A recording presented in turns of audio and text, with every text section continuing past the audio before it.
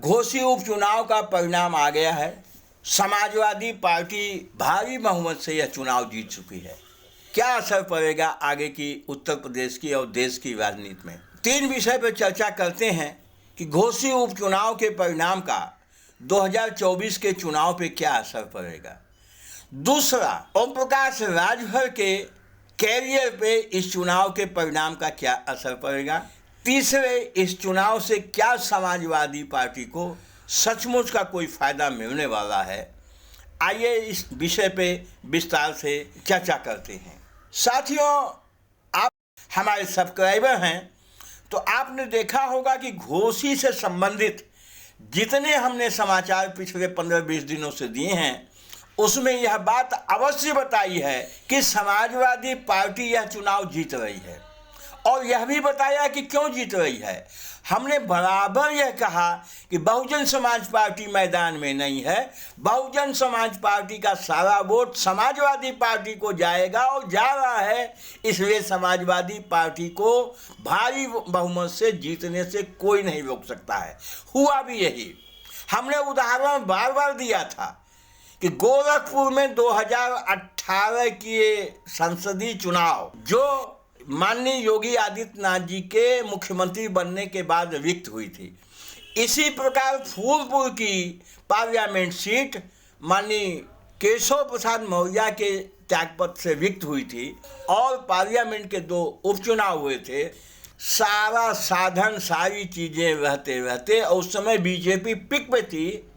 इसके बाद भी भारतीय जनता पार्टी वह दोनों चुनाव हार गई और गोरखपुर से समाजवादी पार्टी के प्रवीण कुमार निषाद और फूलपुर से समाजवादी पार्टी के नागेंद्र प्रताप सिंह भारी बहुमत से जीत गए थे। और वह जीत इसलिए हो गई कि समाजवादी पार्टी के कैंडिडेट को बहुजन समाज पार्टी के न होने से बहुजन समाज पार्टी का सारा दलित वोट समाजवादी पार्टी को चला गया और भारतीय जनता पार्टी हार गई चुनाव।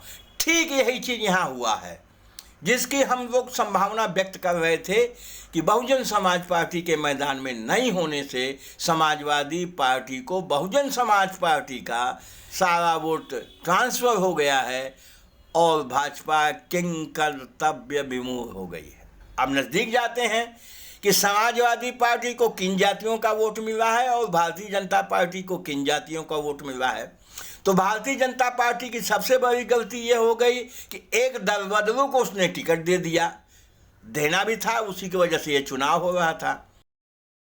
शिवराज सिंह चौहान विधानसभा क्षेत्र के बाहर के थे। तीसरा कि पिछड़े समाज के थे। तो इस हिसाब से सारा फॉरवर्ड भारतीय जनता पार्टी से नाराज हो गया और समाजवादी पार्टी ने फॉरवर्ड दे दिया, राजपूत समाज से सुधाकर सिंह को दे दिया। तो राजपूत, भूमिहार और ब्राह्मण यह समाजवादी पार्टी के साथ हो गया, जो कभी नहीं होता था। दूसरी तरफ बहुजन समाज पार्टी का कैंडिडेट नहीं, तो चमार समाज का सारा वोट समाजवादी पार्टी को चला गया। मुसलमान समाज और यादव समाज का 100% वोट समाजवादी पार्टी के साथ। तो इस हिसाब से जो फिजा बन गई उसमें कुछ वोट और ऐड हो गया और समाजवादी पार्टी के जीत का अंतर लगभग 50,000 के आसपास पहुंच गया। दूसरी तरफ भारतीय जनता पार्टी के कैंडिडेट को फॉरवर्ड वोट साफ हो गया।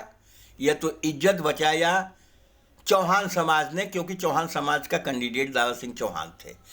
राजभर समाज का लगभग 80% वोट ओम प्रकाश राजभर ने ट्रांसफ़र करा दिया बीजेपी को। तीसरे एक निषाद समाज के डॉक्टर संजय निषाद ने इतनी मेहनत की कि निषाद समाज का वोट लगभग 80-90% बीजेपी को चला गया। तो बीजेपी की नाक चौहान, राजभर, निषाद ने घोसी में बचाई है और बाकी उनके जो कार्यकर्ता रहे हैं छिटपुट, इस हिसाब से उनका वोट किसी तरह से 80, 82, 83 हज़ार तैयार हुआ है। लेकिन जीत का अंतर बहुत ज़्यादा हो गया दोनों वोट। तो ये चुनाव का परिणाम क्या सबक देता है? चुनाव का परिणाम यह सबक देता है कि एक तो ओम प्रकाश राजभर की जो हैसियत राजनीतिक है वो बनी ही रहेगी। थोड़ा उन बोले हैं, ज़्यादा बोलते हैं। तो इस तरह की बातें तो सभी नेता करते रहते हैं, दावे करते हैं, जमानतें जब्त होती हैं लेकिन लोग दावे करते हैं। तो प्रकाश राजभर वही कर रहे हैं।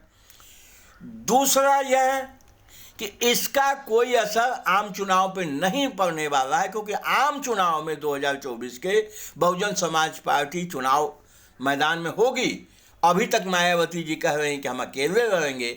अकेले अगर वो मैदान में आती हैं तो भी सपा का नुकसान है, अगर एनडीए के साथ जाती है तो महान नुकसान है, और अगर उनकी बात इंडिया गठबंधन से बन जाती है तो भारतीय जनता पार्टी का उत्तर प्रदेश से सफाया समझिए। तीसरा सबसे बड़ा एक चीज़ इस चुनाव में उभर के आया है कि उत्तर प्रदेश के एक कैबिनेट मिनिस्टर A.K. शर्मा, ये घोसी के ही रहने वाले थे, मऊ जिले के ही असरदार हैं, ये भी कुछ नहीं कर पाए और अपने भूमिहार समाज का वोट तो ट्रांसफ़र नहीं करा पाए। इस हिसाब से घोसी का उपचुनाव बीत गया, जो होना था हो गया।